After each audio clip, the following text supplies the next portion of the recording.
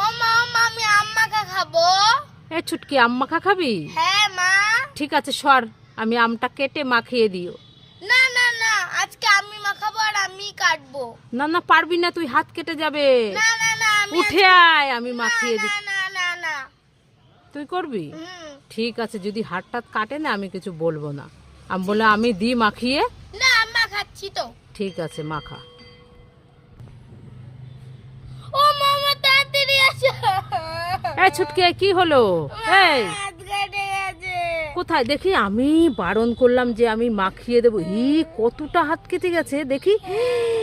ই এ মা, এটা কি? এটা তো আলতা। উল্লু বানায়া বড় মজা আয়া।